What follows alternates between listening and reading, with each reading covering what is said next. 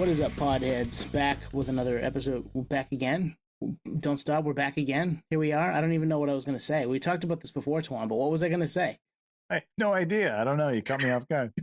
Back with another episode of the Podioslave podcast. I was trying to do something different at the start, and I fucked it all up. But my name is Tony. I'm here, as always, with Anthony. How you doing, man? I'm good. And as you'll learn if you listen to the full episode, there's no rules with any of this. None. There's no intro regime that we have to stick to. We can do whatever, whenever, however. And I love that. I love that we're just gonna roll with that. That's beautiful. I'll come up with something better than that next week, hopefully. Or not. It might be already recorded. Who the fuck knows? Yeah, we're living in the past, living in the future. That's a good Springsteen song, Living in the Future. Go check that out.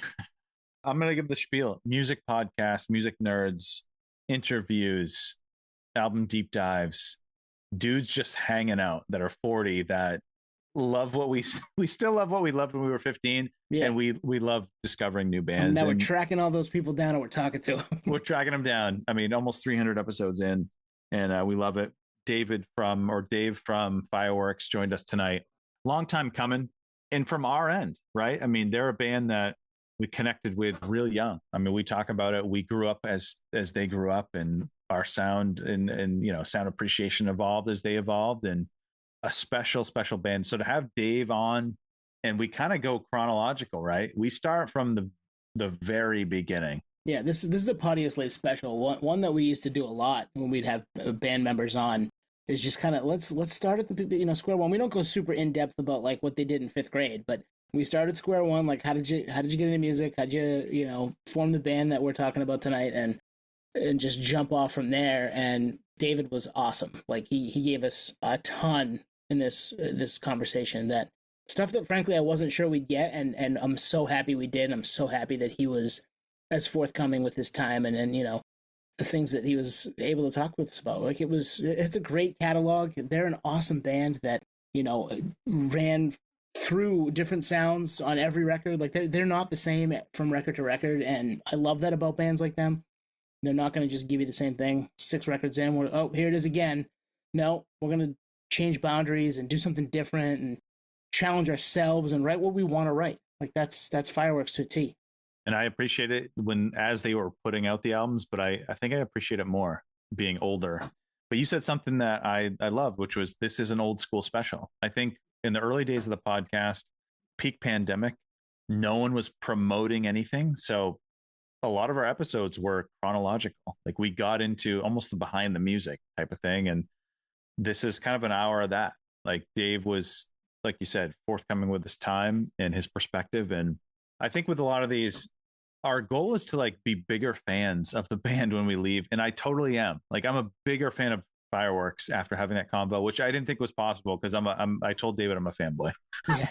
And it almost never happens that we aren't bigger fans, but this was one of those ones that it was really cool to get the backstory on and to get the perspective from somebody who, you lived it on the fan side. We lived it on the fan side, but lived it from the creation side. And I love these episodes. We don't do them all the time anymore, but I do love them. They're fun to do. And this is a band that I don't know that, like some of this stuff, I don't know if it's out there. You know what I mean? Like, I don't know if certain perspectives are out there, but we're here to bring it to you. We're going to get to that in probably 2 minutes. Before we do that, I have a Nerdery in the Wild story for you. I love Nerdery in the Wild. It's the best thing ever. Yes. We need like a graphic, a recorded thing. Nerdery in the Wild. Nerdery in the Wild. So Nerdery in the Wild, for anyone that's new to the podcast, is just anything music that you see in your day-to-day life, whether it's you see a band name out of context, you see a sticker from a band you like on Friends, you know what I mean? Or in High Fidelity. It's like Nerdery in the Wild, like niche shit out in the wild in your day-to-day life. You're driving down the highway, you see exit 152. You're like, I got to get off here. Taking Back Sundays, tell all your friends. Let's go. Yeah, like that shit. So in this instance, we live in Portland, Maine, which you probably know if you're listening. There was a big music festival recently in Portland. It was kind of groundbreaking for the festival. Anyway, I didn't go. We had some family time scheduled. So anyway, Sean did, though. Our buddy Sean did and took awesome photos. Go check those out. Sean Robbins, Photo Robbins. He's as talented as it gets. He was there and we lived through him. But where I'm going is I kind of lived it too a little bit. So I'm in the Old Port. Old Port is downtown, old school downtown Portland, Maine. I'm getting ice cream with my family. You know, think cobblestone driveways and roads and brick buildings. So I'm going up Exchange Street, which is kind of the heart of the old port, and I see this guy in front of us, and he's got funky, crazy hair. He looks into Sherman's bookstore, which is great bookstore, old school, just love it, love it, love it. Anyway, this guy in front of us, he goes over to the window of Sherman's bookstore, looks in, and at that point, I'm like, I think that's a certain someone that's headlining the festival that is in town. And I'm like, I probably can't be. So I keep walking ahead of him, and my family's going into the ice cream shop. Shout out Mount Desert Island Ice Cream. All these free ads, Sherman's bookstore, Mount Desert Island Ice Cream. Yeah, we'll send you an invoice later. So my curiosity gets the best of me, and I turn around. I'm like, what if that is who I think it is? I'm gonna want to know. So I turn around, and it is exactly who I think it is, a certain individual that's headlining this festival. And I look at him. A certain individual who is also from the same place that Dave Mackinder of Fireworks is from. Oh shit! This is meant to be. Nerd and voice. that was not planned. So I say to him, no context. I look at him and I go, Jack? Question mark. And immediately I can tell he's kind of trying to keep a low profile. He gives me a head nod of like, confirmed. I'm trying to keep a low profile. Nerd sees nerd. Nerd sees nerd. And I read the room. I go to him. I go, you keeping a low profile? And he looks at me, does the same head nod, gives me a fist bump. But like, it sounds weird. It was the most personal fist bump. It was like, nice. Thank you. It was one of those like, thank you. Don't blow up my spot. I appreciate it. I think we go back and forth a little bit. Didn't you told me, you said, how you doing? Like, yes. Good to see you. That's what it was. Good to see you. He gives me a fist bump. He leans in, like super focused, super personal. Like I'm the only person on the planet. And he goes, how you been? Like an old friend. That's amazing. And like a few days removed from it, I'm like, he was probably trying to give the impression that like I was just talking to someone he knew, which I'm cool with, right?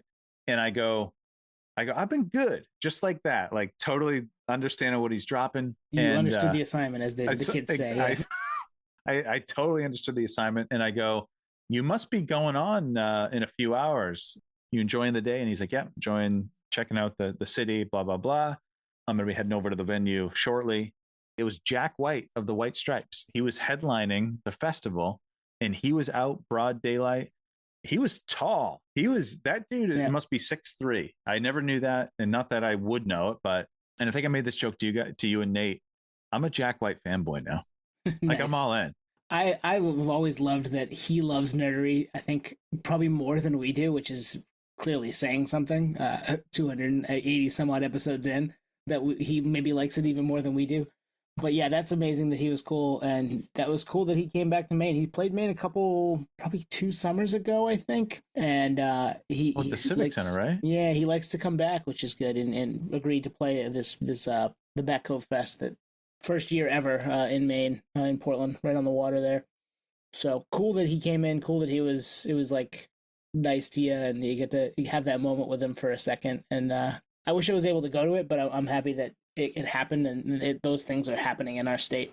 100%. And honestly, that's where I landed, was like, I was kind of bummed I didn't go, because all the reviews are great. Sean raved about it. Yep.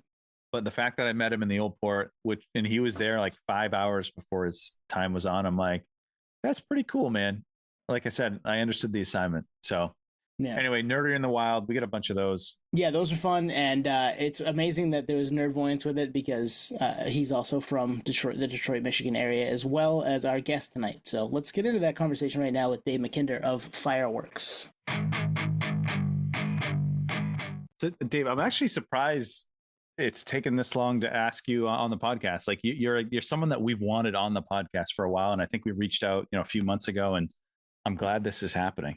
Like I'm genuinely excited. We've been fans for a long time, and I kind of grew up with you guys. Like we're probably the same age. I'll be 40 this year, and I'm excited for this. I hope you are as excited as we are. Oh yeah, I mean, I'm pumped. I don't really do a lot of sort of podcast appearances, so I'm happy y'all reached out. I can sort of sense the interest and probably similar upbringing, and happy to be here. Yeah, we're stoked. This is one that we had circled for a long time, and it always takes us. We like write all these names down, and we're like, all right, let's see if they'll come on. Let's see if they'll come on, and to be able to finally have the balls to ask people and get you to see if you'll do it is always fun, and we're stoked that you're here. Totally. Dave, are you down to dial back the clock? Yeah, good. So depends how far back. Depends how far back. So Detroit Rock City. That's where you guys are from. Tony and I actually were there together for a wedding back in the fall. We loved it. I'd never been. Nice. Yeah, we loved it. We were right on the river there. Oh, so it's right in Detroit proper there. Yeah, we actually we went to the top of our hotel where the wedding was, and it thought we were in Canada. Pretty close, yeah. I mean, it's right there. You can straight up see it, and it's funny. I had just done a tour where I was in, pretty much touring all of Canada, supporting tour managing another artist, which is something I do outside of playing music. And I just was thinking, growing up in Detroit and Windsor, just being right there, like 5 minutes away, just such a different experience. If I was just born literally over the river, how life would have been so different. We're from Maine. People think we're from Canada, but we're still like sure. Yeah. 4-hour drive to get to Canada from where we are. So we're not that close, but it's close for us too, but we can't see it outside of our window. Totally. Cool. Yep. No, we loved it. We hit up Third Man Records. We hit up, a lot of we saw all the venues and whatnot. We saw Ford Field. Like, it was cool. Like, you hear Detroit Rock City, and we lived it for a little bit.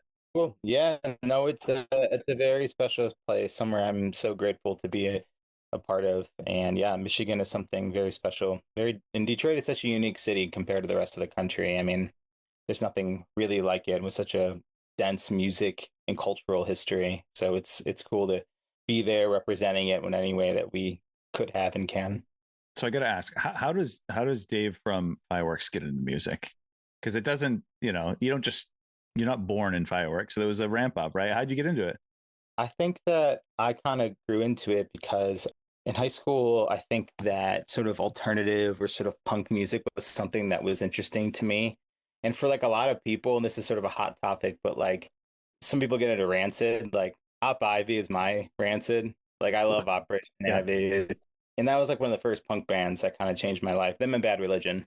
So I was just kind of fascinated by that.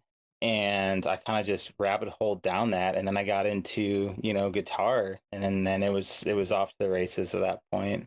I think if it wasn't for like punk or like discovering that in high school, I probably would have been an absolute like fucking computer nerd. Which I was just thinking about today.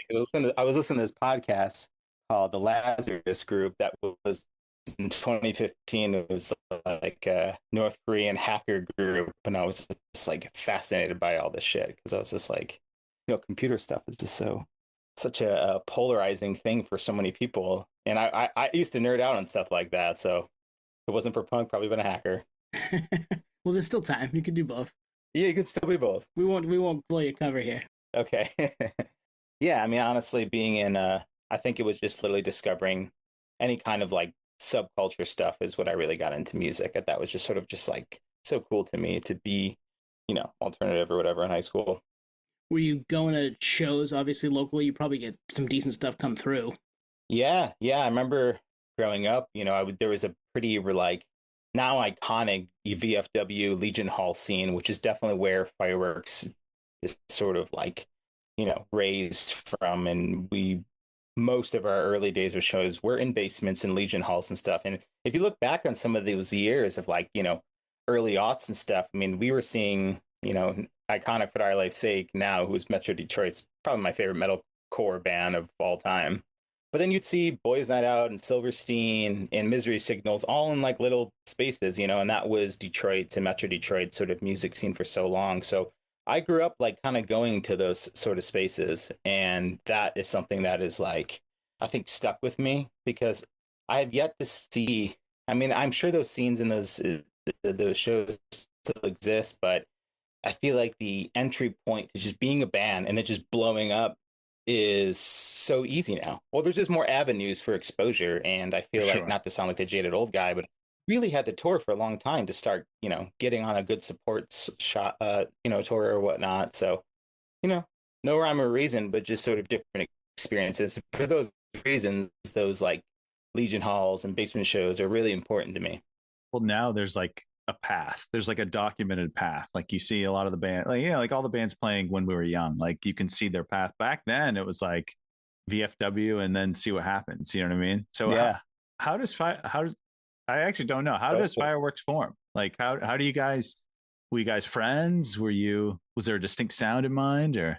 So I was playing in a band with Kyle, who was in Fireworks, and it called Half the Battle back in the day, and it was total just like sort of like I sort of say metalcore, under oathy, screamy, singy type thing. I was playing guitar in it, and I actually wasn't. Just for the record, I'm actually Nice. I wouldn't call myself a singer. Like I'm a guitar player through and through, and You can sing though. You can sing though. And you never played guitar for Fireworks, really, right? Like live, anyway. There's been a couple of times where I've had to due to family emergencies. Actually, I remember I was just thinking about this.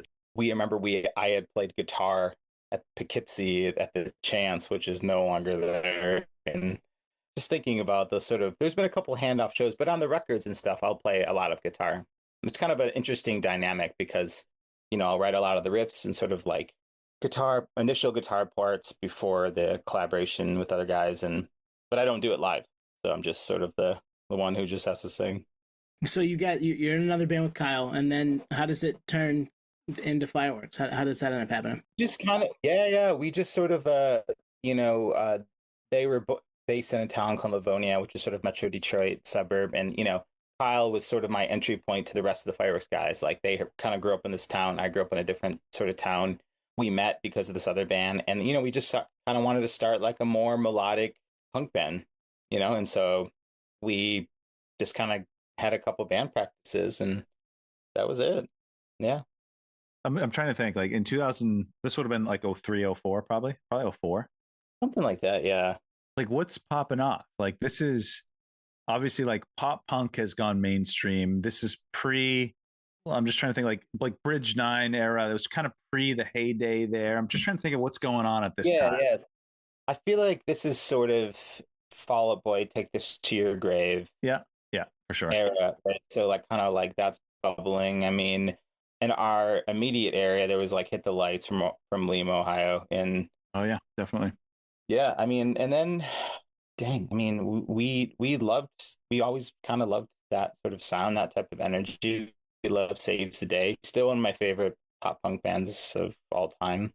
And I think we just kind of want to tap into that, I think that there was also like that sort of like hardcore and pop punk sort of crossover type of energy. So like we had a lot of friends that, were, Chris and Tim were also sort of tapped into that Detroit hardcore scene. And we're like, cool, we also want to do like a pop punk type band too. So yeah, that's kind of where it all went down. Do you remember the first Fireworks show? This is 20 years ago. I still love this question. Dig deep. Oh man, I love this question though because it forces you to think. No, I do have to painfully think about this. I mean, it probably would have been like one of those like Legion Hall or basement type shows, but this shows you how time stamped we and this place were. But we did play a show at the MySpace Cafe. Nice. Holy shit. Set Your Goals also played there, so shout out. Nice. We had those guys on earlier. Geez, last summer, a year and a half ago, something like that. Yeah. Oh, nice. Yeah, we're those are some of our oldest friends ever, and yeah, playing. I'm solo playing a show with those guys in a couple weeks. We saw that. Yeah. Yeah. That'll be nice. Nice little class. So you said you're a guitar player first. How do you end up singing for Fireworks? I think it was just one of those things where it's like, oh, Dave, you can kind of sing in this group out of all of us. How did they know? I think I'm just always like, here's the guitar part, here's the demo, here's like a melody idea, here's yada yada. Like, oh, that sounds fine. You're the singer now, man. It's funny. We've heard that kind of similar story. Like it's whoever raises their hand. It's like the last shoe to be filled, right? It's the last role to be filled.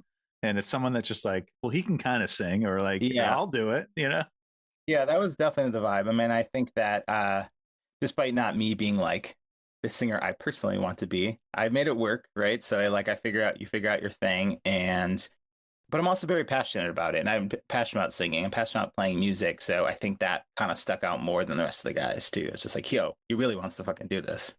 How did you in those early days? Did you pull from anybody in particular? Were you like trying to, forge your own path? What was that like? Forge, no, yeah, I think we were trying to forge our own path. We absolutely had influences like, like sort of like Saves the Day and the early Fall Out Boy and stuff like that. We really liked that type of energy. But, Death Cab for Cutie was also a band that I love. So I've always been just, even to this day, I still think they're one of the most dynamic bands of our era. And I think that that was something I always wanted to like recreate too within the scope of pop punk and, hardcore was also that sort of like indie twinge to it all.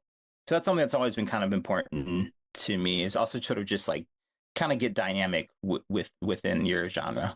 Yeah, you don't have to like have spiky hair and wear dicky shorts. Like they can be like your own Yeah. personal touch to it, Yeah, I mean, I especially with like the Detroit thing, like I think there's been a lot of interesting, like cool bands in our area, like Small Brown Bike or like Rescue or For Dire Life's Sake, and they always had a catchy, or like even Boys Now in Canada. There's always like this sort of like riffy, kind of busy sound that is still catchy and has choruses and stuff. And I always like that. To me, that was exciting. It's just like, oh, cool, you can, it's not just like power chords and a big chorus and that's the end of it. So I always kind of dug that sort of layered sound. I haven't heard For Dire Life's Sake being brought up in conversation in probably 15 years. I remember they had that Nine Inch Nails cover. Yeah. Which was No, good. it's honestly, it's one of those bands that the fanboy over, but like you can revisit those records and they still hold up. Well, I remember the kind of like the opening track on whatever album the Nine Inch Nails song's on. It has crazy guitar, like head turning guitar in the front and in like the intro. I remember. Yeah. It's just fun. I mean, that was a band, like I said, being like 15 years old or 16 or whatever, and going to Legion Hall and being, be like, wow, this is crazy to see this. Yeah. That's awesome to have them local. That's crazy. Yeah. Just stuff like that. Like, I think that I think I wanted to channel that sort of chaotic energy within, pop or pop punk or whatever, catchy rock. Yeah. Have a little, bring some of that chaos and energy to that. And like that was happening to an extent, but not a lot where you had a lot of just tried and true pop punk that was verse, chorus, verse, power chords, all that stuff. But there wasn't a lot of that like extra layer at that time.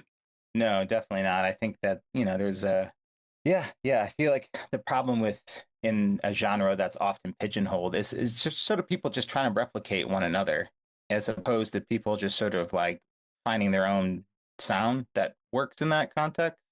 Kind of in those eras, speaking of Death Cab for Cutie, I was just reminiscing on a fest that happened in like early 2000s. I think it was called Michigan Fest. And there's like a documentary from it. And it's like, there was a time when you would see Get Up Kids and Coalesce and Dillinger Escape Plan and Death Cab for Cutie all on the same sort of show. And that wasn't really strange. And it was like, I don't know, just kind of cool. Like I like those sort of mixed influences coming in. So I think the sort of like Dickie spike hair, whatever thing. I just never wanted to be wanted to be that. Yeah. Well, if our podcast was a mix, we are the mixed billow podcast. Like we pull from everybody when we have people on. So we can we love to have the conversations about those types of bills where you can see so many different styles in one night and so many different bands trying to do something that's theirs but in a different style than the next band that's coming up or the band that's playing last or whatever. So we love that stuff. Totally. So recording music, Can't Hardly Wait demo, it's a GOAT level demo. Like I don't know how you look back at it, but I remember in the moment I was probably 19, 20, and that was Can't Hardly Wait. I think it still is one of my favorite movies. And to have that kind of tie in, there was a lot of buzz. Like I was telling Tony, I was like, I think probably heard of it from the Bridge 9 board. Like it was probably like buzz on there. This was pre-Run for Cover coming in. But how do you look back at that demo? I mean, I look back at it and it's very funny to me. But also, wow, Bridge 9 board, I haven't heard that in a minute. Yeah, we're dialing it back. I loved it. I mean, I was fully like 10 pages into a Bridge 9 thread, no problem. Oh, dude, it's funny. Like if you didn't live it, you would have no idea like what anyone's talking about. But it was all people, they made the joke paid to post. Like they They were on it all day long. Yeah, no, the Can't Hardly Wait demo is something that is like, funny because we were like obviously serious about the songs and everything, but the theme and it was such a goofy thing where we're just like, oh, it also shows you a level of like humility that we're like, none of this stuff we don't really care about. It's just sort of just a funny thing to do. But you go from performing, playing shows to let's actually record something. That's a pretty big step as a band. Like you could just be messing around playing shows and not worried about anything else, but you obviously had something there. You wanted to keep it going. Yeah, yeah.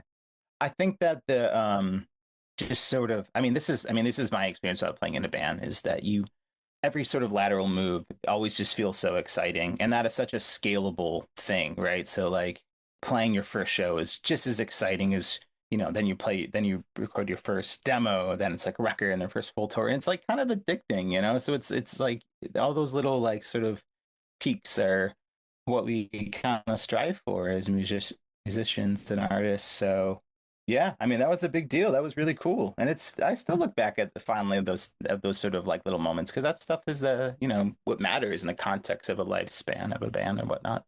It's funny, like I think about how I consumed it. I had a burned CD that I probably downloaded. That was 05. That was peak MySpace era. Sorry, I guess he's saying sorry. This is sorry, right? Yeah, bro. You just like, well, you couldn't afford the $5 demo. That was absolutely bootleg by us. I'm pretty sure I did see you guys in that era, but yeah, no, like that was. I remember had a burned CD that I would play in my Toyota Scion, that little car. You know what I'm talking about? Yeah. Hell yeah! And it was when I was in college. We wore that demo out, and like you could tell right from those songs that this was a special band, but a little different, right? It was a little left to center, and I don't even know what it was. I don't know if it was the lyrics or your delivery or whatever it was, but it was something special. Like it was not what was coming out at the time. No, we that was a really exciting time for our band, and actually one of our first tours ever was with a band called Too Sweet from Chicago, which some of those guys are still very close to us, but they went on, to play in Weekend Nachos and High Priest, but that demos reminds me of that era and that sort of sound, and it was very fun, very youthful, like very exciting. And I remember like coming home making absolutely no money from this band, but from that first tour and just being like burning the CD, I had the best fucking time ever. No, it's such an exciting thing. Like you really, when you start tapping into those like creative places, they really reward you in life. And it's more than about this isn't just the job. It's something that really feels fulfilling. So I think that like that high was like something I got on those, that first demo, those first couple shows. And yeah, pretty special time. That leads to Run for Cover taking notice and you guys putting a couple EPs out with them. It's early days for Run for Cover. You guys kind of helped form the sound of the label, I would say. Like we talked about this earlier, like it's super early for them. It's early for you, but they looking back at them now. Both of you guys super established. It's amazing to think about Run for Cover, and especially today because I saw, Jeff Run for Cover signing and releasing a new AFI record, and for Jeff, who was like his screen name was literally Jeff Spare Factor back in that era. That's funny. Wow, that's full circle. Total like full circle and evolving state, and like it is crazy to think that it was like sinking ships. I don't remember the exact early records Went for Cover, and then we being kind of like one of the first pop punk bands, and that sort of opened the sound for Title Fight and Turnover and whatever. Like it's just the natural state of things, but we were so excited to be a part of that label, especially like in hindsight, like because Went for Cover and Jeff and all those guys are just such amazing people, so hardworking, and we literally kind of grew up together. So it's pretty special, yeah. Yeah, I was a Run for Cover fanboy in that era because I lived in Massachusetts at the time, and like you said, he had Sinking Ship, This Is Hell, Transit, which was local at the time. But actually, in hindsight, maybe it was Jeff and Run for Cover that turned me on to you guys. And so when you guys put out We Are Everywhere, are you full time at this point, or where are you guys at? No, I don't think that. I think right when our LP came out, that was when it was like our first Right record on. came out. That was all right. We're like full time. We're trying to do this, but We Are Everywhere was definitely like the starting stages. Getting involved with Triple Crown 2 and Fred, like that was like cool. Like that is starts to feel like this is something that we're gonna work on and like make our job. How did Triple Crown take notice? Good question. I should ask Fred. I don't really remember, Yeah. but Let's I call do. him. Let's call him right now. Yeah, let's call the guy up. No, it was definitely because of the EP. I mean, Run for Cover obviously was pushing that, and I don't know. I should know better. I actually wasn't a lot on the business side of the band. Confession. That's okay. That's all right. We figured we'd ask, because Yeah, that's the type yeah. of stuff we like to know. Like, how does anybody take notice of anything? Whether it be today is difficult because there's a million things coming at you. But even Yeah. in this time frame, it's the internet's still kind of humming. Like, there's still stuff being thrown at you pretty regularly from the internet. So it's hard to break through with anybody. So we always like to know, how does anybody take Yeah. notice? Totally. And was that your first time working with a producer? I know Chad produced it, and that might have been pre a Day to Remember Homesick production era, Chad too, right? Just slightly, yeah. Like it was sort of his. Yeah. I mean, we were definitely stoked to work with him on that. Obviously, like I love Newfound Glory, and yeah, I mean that was the first time really working with like our EP was with a guy named John Niclario and producing, but more on the engineering side. But working with Chad in those eras was definitely more about like the arrangements and really getting into sort of some of the structures and stuff and melodies. So it was like it felt more collaborative, and that was a good experience. Having done it both ways at that point now, are you like, oh, we're never doing it the other way again, where we just self-release, or we need to have? It's nice to have another voice in the room. I think that it is very circumstantial based on what you're looking for within a record. If you have like a clear concept in mind, like maybe you don't need a producer to sort of like get in that much. But sometimes having another voice, I think, is good just I mean, for my hero still is Brian McTernan, because after working with him with O Common Life and Gospel, his process is something that like I'll never forget and really appreciate. This sort of like brutally honest, but it is where it's like, here is why I think this. Not just being like, cool, that was a good take, moving on. Just like really feeling passionate, really feeling passionate about parts and arrangements and just the general energy. Like that is a testament to a good producer, I think, because they're like, my name is on this fucking shit. Like, I don't want to put it out there unless I really feel something for it. I was skimming the Fireworks X account tonight, and I saw that Brian, when I think it was O Common Life turned 10, which would have been last year, he quote tweeted I don't know what he quote tweeted, but he said like, I never laughed as hard as I did working with Fireworks. So you guys must have hit it off. Yeah, we definitely have a like class clown, like goofy, funny, demented ass group of people with touring and recording. I mean, it could have been just telling with our first release being a Can't Hardly Wait themed record. Yeah, good point. Good point. Yeah. We love Brian too. We've had him on twice. Oh yeah, he's the best. He's the best. Yeah, he's just so much fun to talk to, and he's so passionate about what he does too. So I can totally see that being that way, and whether he's creating music himself or helping bands to foster their idea along. Totally. No, I hope to work with him again in some near future. I would love that. Gospel was LP2. I think you were probably 7 or 8 years as a band. That's my favorite record from you guys. I just you can feel the like maturity and growth, and it's still got like the nostalgic lyrics, but there's the backdrop of being, I'm guessing, in your mid-20s. Like you have some lived experience, so you can kind of merge the two, and I think it just hit us at the right time. I think being that age and having lived, basically being an adult at that point in time, and honestly, I think just crawling the web, just kind of ramping up for this interview, a lot of people, it's their favorite LP from you guys.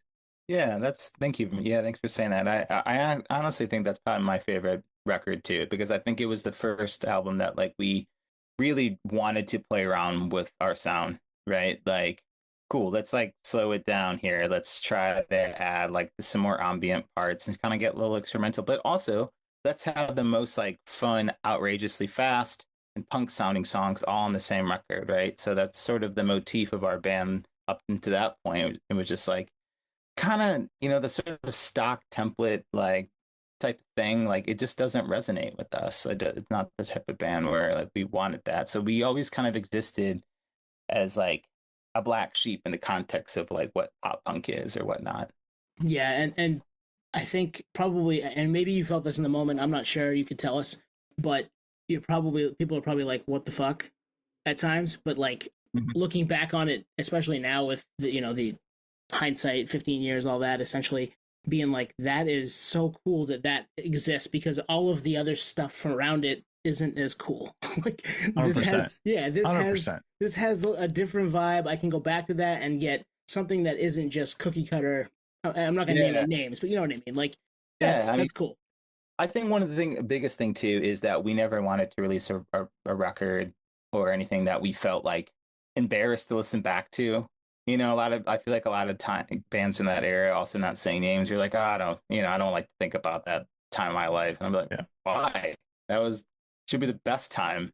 Yep. So yeah, we took a lot of pride in that. I mean, all of our records, but that one was like, again, with Brian, was extremely like collaborative, and like we were just like really getting into the sort of nitty gritty. It's total like headphones record, so there's a lot of little weird guitar parts, and more start introducing keys and stuff like that. So it was my favorite record too. I love that you said headphones, because sometimes you have to, like, you can listen to a record in the car and that's cool, and I do it all the time, but sometimes you have to put the headphones on and listen to it with headphones. Because, no, it's insane how much details that while you're in the process of making a record. I feel like a lot of people, the average listener, doesn't really get this, because they probably just hear the vocal sitting on top of stuff, right, and then just like a drum beat, and you're like, okay, cool, this is the vibe. But then all those sort of hours and moments when you're like, okay, cool, what's the turnaround for this little guitar part with all this delay and all this sweet shit that you absolutely cannot hear in most. So it's a headphones record is my favorite. Right there with you. Yeah, gospel. I mean, honestly, we could have you back for a full episode on gospel. It's one of those records that it hit me back then because of the nostalgia and everything from my youth. And now that I've grown up, there's certain lyrics that hit me in a different way, right? Yeah. My heart feels young, my body feels old, my mind feels like I'm trying to please them both. I'm like, dude, did so you good. Jump into my brain or what? Yeah, I mean, I think like growing older, living in suburbs, trying to make sense of suburban life while also trying to, sort of like revolt against it or not acclimate to it is always a difficult balance. And I think that has been a lyrical theme in our band for a long time. And it still is, because it's like we live in two different realities with this thing. And I think like, how do you become genuine, but also satisfy that niche for something different, right? A big collaborator lyrically in our band is Chris as well. So he come through with some pretty amazing ideas and concepts, and that's sort of where we kind of bounce from.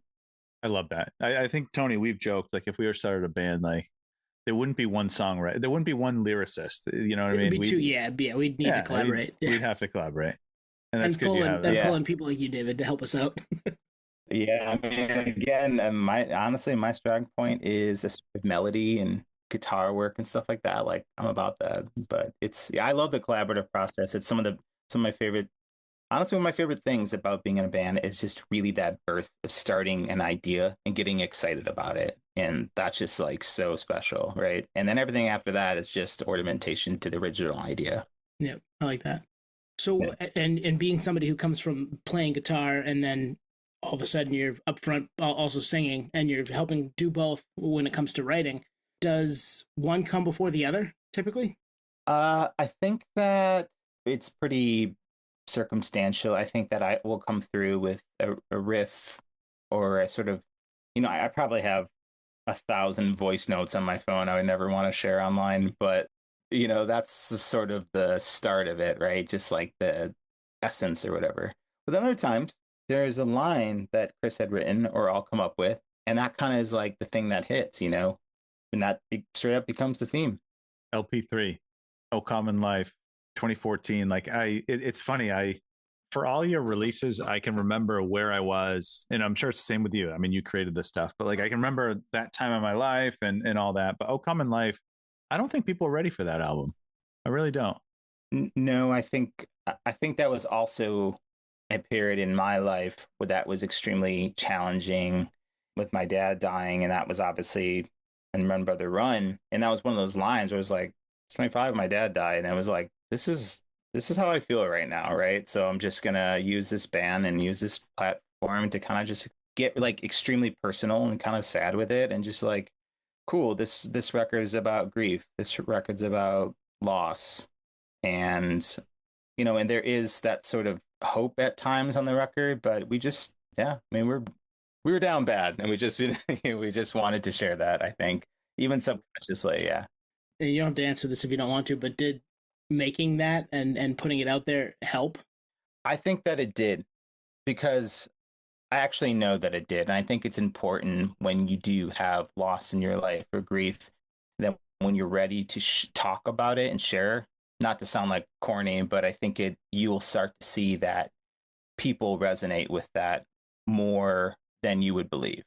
I mean, there's been a lot of people like who come up to be like, hey, like, I didn't know your band, but that song means a lot to me. I mean, that enough is for me like, all right, cool. I'm glad we shared this song. And, there's been those conversations, and that has made an impact on people like that. So, yeah, I am really, really happy, because also the time that it happened, I was on tour, was on tour with Wonder Years, and I'll never forget it. It was in Kentucky, and like literally just played this really fun show.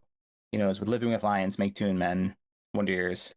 Get off stage, it was sweaty, fucking awesome. Get a phone call right then and there, and it just those extremes of, yeah. So it became a thing that was challenging to like navigate. How do you feel this down and feel lost and this death? And then also, like, I love playing music though, and I love going on tour and like to see friends and meet those people, and it's just like, yeah. So you combine them and you make peace with the reality. Thanks for sharing that. That's, I mean, Yeah. you don't have to. We're strangers essentially. So I appreciate it. I'm happy to, because I think that at the time it really felt like my whole world was crumbling. But now it definitely seems that like when you lose somebody in your life or lose something, you also gain something from it too, right? Whether it's a knowledge or maybe you're just more callous for the next time around or something. So yeah, I'm happy that we've always been honest with our music and our message and lyrics for those reasons. Yeah, I know that. I remember in the moment, everyone throws this word around like more mature sound, but it was, right. I mean, you guys were getting older, and as a listener, I'm getting older, and I was ready for it. And I listened back to that record to this day. I'm like, they couldn't have written that album and those lyrics, until that stage in their career, and yeah, no, totally. I mean, it's funny you bring this up, and it's kind of cool that we're having this conversation, especially since you've known like about Can't Hardly Wait demo up until that period. And just this conversation, wow, what the fuck happened, these guys? But yeah, it really is just a sort of like mile marker of where we are in our lives, and not only sonically on the music, but like literally quite personally.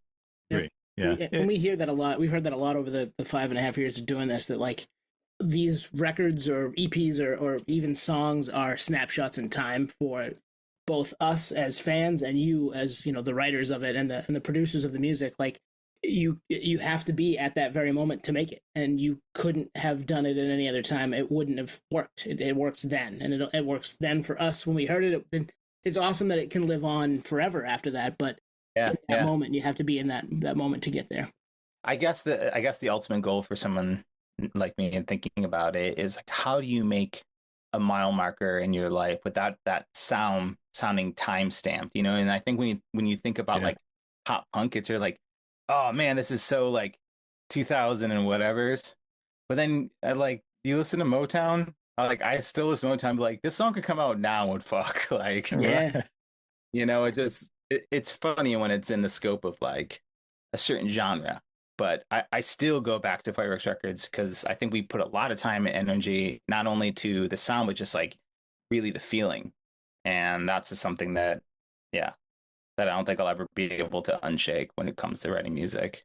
Well, I totally agree. I mean, I think, I mean, I'll say it, I'm a Fireworks fanboy. Like I love every era. I think you guys rock, and I'm 40 and still listen. Like I'm in. And my two favorite back-to-back Fireworks songs are on "Oh Come in Life." It's Run Brother Run and Puppet of Life. I think those. Oh yeah. Yeah, those two back-to-back are untouchable. And I remember when a few years ago, like digging back into "Oh Come in Life," I remember reading that some of the inspiration or reference for Puppet of Life was the Larry McMurtry book, All My Friends Are Gonna Be Strangers. And I remember buying it on Amazon and read it. Like I'm that in on it. And yeah, Wow, I enjoyed awesome. the book.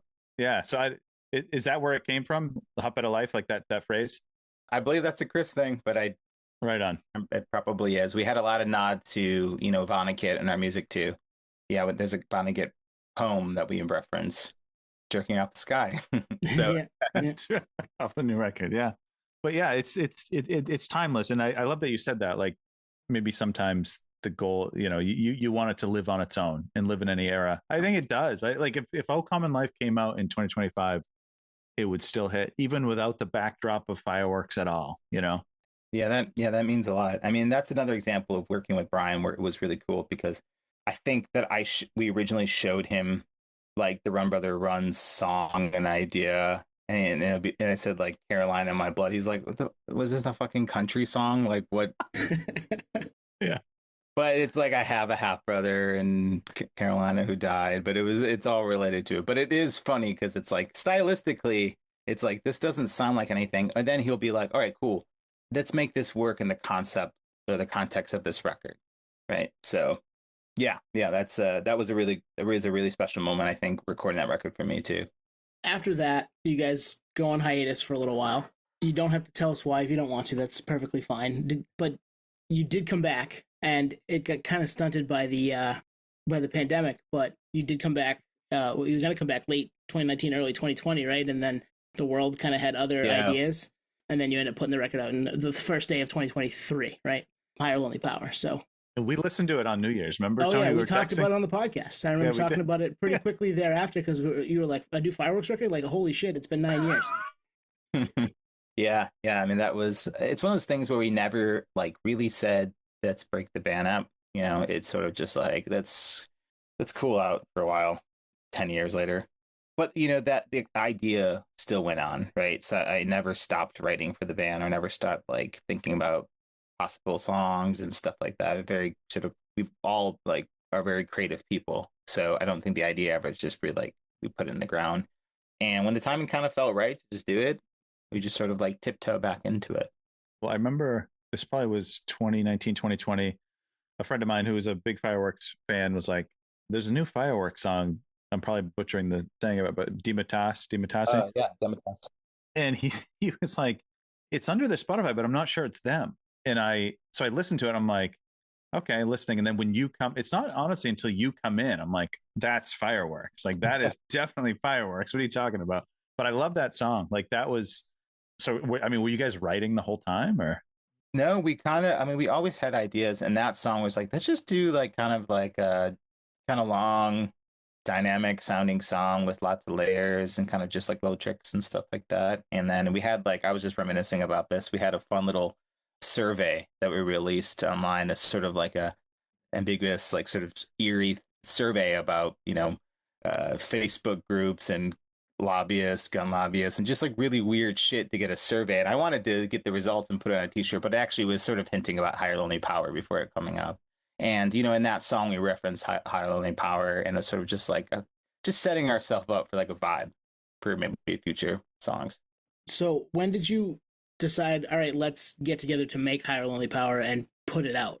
Because it sounds like it was about 5 years in between, right? Roughly. It definitely took a while. And even like that process of writing and recording the record was a very like, transient in sort of like in phases. It wasn't just sort of like, okay, a month set aside to write and record the whole thing. It definitely took some time to piece it all together. Yeah, I think between 2020 and 2023 is when we sort of like got a little more active with it. Do you have a sound in mind? Because I mean, I mean, if you reference back, I mean, we were joking about reference back to the Can't Hardly Wait demo. It's very different, right? And I think we always say this, but a lot of bands have stair steps, right? Like this album leads to this album to this album, and it makes sense in the trajectory. But you know, if you look at the bookends, it's like, whoa, what happened? But was there a sound in mind? I mean, we love the record. It's you guys, and it's nothing like anything else, but it's definitely you guys. Yeah, I don't think we had, especially that record coming out of like such a long hiatus period. I think the expectations for us were just like, what are we gonna just have fun writing and playing right now? More than like, oh, what kind of record should we write for people? You know, like, I mean, we weren't going into it thinking we're gonna be a full-time band again or anything like that. So it's sort of just like, let's just write a record that feels right now, and we like to do it, and just try some different feels and different lyric choices, right? Like, yeah, I mean, just no expectations, really, no ceiling we had in mind. We're just like, oh, let's just go for it. Now, Anthony, you said you saw them open for the Wonder Years in fall 22, maybe in Worcester, right?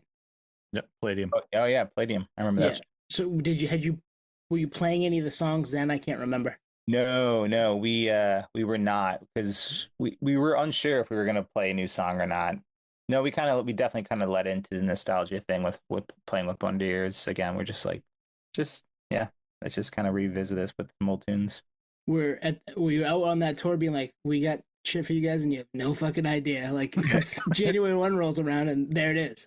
Yeah. I mean, it was definitely like a boiling thing up. But honestly, just anytime we play with Wonder Years, for me, it's just like such a nostalgic, because we have seen that band play in so many different spaces, from different eras and time, and it's just like, it just always feels very full circle, and it's always like such a, yeah. They're kind of like a brother sister band for you guys too, right? Because they've got a similar trajectory. They were kind of, you know, grew up with the early pop punk stuff, but have certainly branched out and done some different, totally, more heavy stuff that it requires you to think and is a little more timeless. And yeah, totally. I mean, to see that band develop as well and progress and mature, it's just pretty unbelievable now. Yeah, Dan is still like one of my favorite lyricists. Yeah, that was a fun tour. It was a birthday present from my wife. She booked a hotel for me and bought me a ticket to that show. It was a great show, and it was the first time I acknowledged that you guys had a keyboardist. I was like, when did that happen? Yeah, that was definitely, like, we have some like little key moments on Gospel, but when No Common Life came around, it was like full keys, full synth. Yeah. We like that sound, and we brought our brother Adam onto it, and he's been tickling the ivory ever since. I gotta ask, why January 1? Just kind of seemed like a badass move to just drop it on the first. It's a power move, David. It was a total power move. It's a power move, right? Like, brand new year, bitches. Let's go. Listen to this depressing record. Yeah. It's funny. I was looking through my my personal Instagram the other day, and I posted about the record, and I looked at the date. It was Jan 1, and I was like, oh shit, the record came out on Jan 1. Like, I remember listening to it that day and being like, because like, what's the first song? God Approved Insurance Plan. I'm like, yeah. Is this the Blood Brothers song? Who is this? Yeah. That was another thing too, where again, like, I'll send like a guitar riff to Chris. I'm just like, this is cool, right? This is just like wild. They're like, yeah, that's fucking sick. That's just, do you want to scream on it? Yeah, let's just scream on this song. Nice. Yeah, there's just like no thought, but like it's thought, but it's very genuine. And I think it always kind of works for the song, whatever we sort of try to present it as. Well, and you're able to do what you want, which, you know, as you've said, you're not doing it you're not writing it for people. You're writing it. Exactly. We're just like, yeah, just in our world, like, this sounds cool. Maybe people will like it. Maybe they won't. But yeah, January 1st, the power move. That's because we were like, there's nothing out right now. Like, the music industry goes to sleep from Thanksgiving to essentially the second week of January. So to have a record from a band that we like pop up out of nowhere on the 1st of January, like, holy shit, like, what's happening right now? I like when bands do that. They just, here's the whole thing. No hype, no buzz, no like pre-save. Just, it's for you. I kind of like that too, honestly. Yeah. As someone who we've been music fans for, I'm 41, 35 years, close to, you know, like as I started to realize what was what, and the long drawn out 6 week, 8 week, here's a single, 2 weeks from now, maybe it's another one. You get like half the record before it comes out. I'm like, you know what? Like just drop it at this point. It's 10 songs. I already know 6 of them. I want to hear the rest of it. Yeah, especially if a single's been out for a really long time, and then the record comes out, and you're like, man, I've been listening to the single for like a year now. Like, and it's skip. I don't know. Well, I'm right there with you, and I have been, when they're long drawn out album cycles like that, I like listen to it once and then say I'm gonna wait. I want to hear it in the context of the record. Yeah. And I feel like we also never really understood that. So like we literally have a song, like Demitas is not on Higher Lower Power, mentions Higher Lower Power, just its own standalone thing. Yeah. So you're able to. I wish more bands would do that. Like, here's a song. It's not gonna be on the next record, but we just know we're working on stuff and it's coming, and this is where we're at right now. Yeah, in this snapshot, like you did with Demitas. That's pretty cool. Yeah, totally. It's just like here we have a pulse. I kind of love that you guys approach that record like that, because the like 20-year-old me, if I was 20, you know what I mean, and I don't really, I haven't experienced life, I'd be like, write another early record sounding album. But now as 40, I'm like, no, those still exist, guys. If you want that, go listen to that. Like, that's, you can pick and choose, right? And I think this just expands the catalog. I'm so happy you guys just did what you wanted to do, Yeah, that's pretty important ethos to hold on to when you are talking about your art, whatever, music. So where are you guys at right now? We're in a sort of like, I guess we're reevaluating now, because I think we have more dads than we do not dads in our band. Yeah, that gets in the way of things. Yeah, totally. So you definitely have to like cherry pick what you can and can't do based on the variables of life.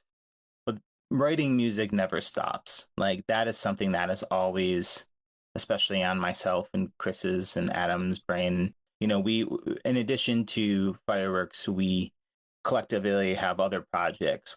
There's a band called Empty Houses that I play guitar in with Adam and our friend Allie, and it's sort of like that soul Motown retro pop type thing, and that's always sort of fun to sort of like try to do some different sounds. And then Chris and I and Teddy and our drummer doing a band called Wild Birds of Heaven. We released a single 2016 and just kind of stopped at that. Now we're like I'm kind of like picking up on some of these projects that maybe we kind of put in the back seat for a while. And I'm always writing solo music that one of these days I'll release a record. Yeah.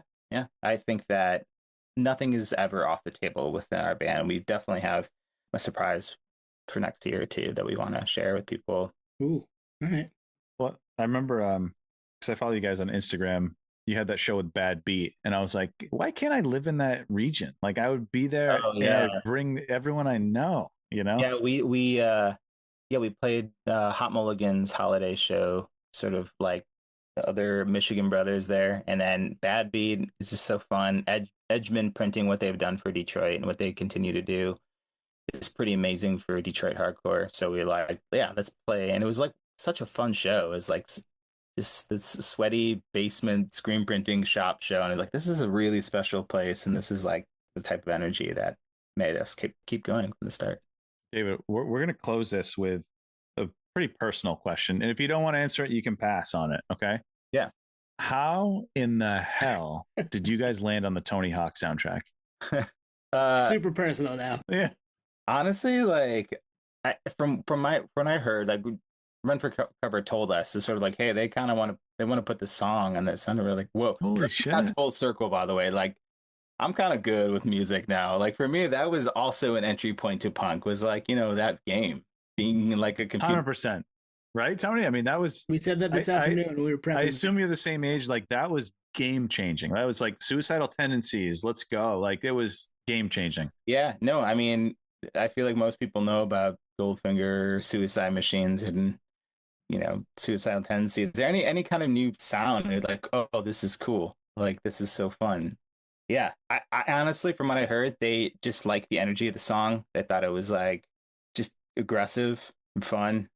It kind of tapped into hardcore punk, post-hardcore type vibes. So Kyle just posted a photo with Tony and Hawk, and like, just kind of funny. It's just like, this is such a fucking cool full circle thing. And he's pretty, he's pretty active in Detroit too. I remember when I was living there, I remember I was working at a venue there and he came out to like the Cold Cave show and it just like, not aware of punk and hardcore and subgenre shit. So you said it's full circle. You can quit music now because you got on a Tony Hawk game. Maybe a year ago, he liked one of our Instagram posts, and I was like, "We're done. We don't need to do anything else." So we got Tony's cosign. I still have a screenshot of it on my phone because it's just like we made it, guys. Tony Hawk liked our shit. This is amazing. Yeah. No, we were shocked and we're like, "Wow, this is so fucking cool. Like, this is such a full circle thing." Also, I have to get a Switch because I still want I have Serial to get the game, but I have not got it yet. But time to get a Switch, man. Get an old one. I don't think you need a new one yet, right? Those are coming up, super expensive to get here and all that stuff. So, all right, good. Then that's a pro tip there. Good to know.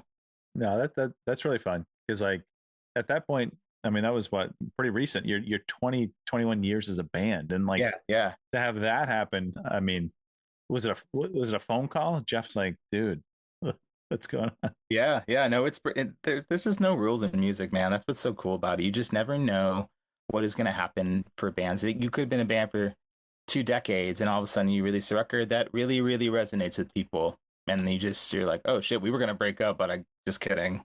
Right. Yeah. So yeah, and it's also funny because like with when I'm not playing music, I also sort of tap into like tour managing and doing merch and driving, and I also do lights sometimes too. So I'm pretty active in outside of other avenues of music. And I did a tour with Christopher Cross, like sailing, wow. total like yacht rock guy. I was like, this dude is 73. He won like he held this Grammy nomination for like 39 years until Billie Eilish beat him up. But it's just insane to be like, you can be fucking 73 and still on stage playing music, and there are no rules. There's no rules. You just like, as long as you like, not to sound corny again, but like if you believe in it, you want this thing enough, and you feel this passion about it, like go play on stage. I don't know. There's no fucking rules. Like if you're able to do it. Yeah, you're at a VFW and you're like, hey, David, you're singing. Here we go. And now we're 20 something years later, you're still talking about it, doing it, and then having a blast. Exactly. I love that. I mean, if I take nothing from this combo, like that's a thing. Like with this podcast, there are no rules. We've always said that. There's no genres, limitations. There's no limits to any of it. Yeah. And I think that comes with growing up in, hardcore and punk and sort of indies, that like you are open to, that sort of grassroots sort of level, and you're open to diversity, and you're open to just having realistic goals with whatever you're doing and having an open mind. Yeah, that's awesome. That's a good way to go about it. And that's shit. I feel like we hit it all, and we appreciate all the time. Yeah. But yeah, this is great, David, and we're super stoked to have been able to talk to you. And it's been something that we've wanted to do pretty much since the inception of the podcast. So thank you for coming on with us. This is a blast. Absolutely. Thanks for having me, guys, and keep doing this. This is fucking cool. Thanks, Dave. And it's up to you, but we'd love to have you back. Yeah, absolutely. Yeah, let's do it again. Thank you for listening to Podioslave. We are at Podioslave on Twitter, Instagram, TikTok, all of the places that you can find us on social media. Facebook, Podioslave Podcast. YouTube, Podioslave Podcast there. Email us at podioslavepodcast@gmail.com. And hey, if you want to become a supporter, click on the link at the bottom of the episode and give us $1, give us $5. It keeps the lights on, keeps us going. We really appreciate that stuff. Thank you.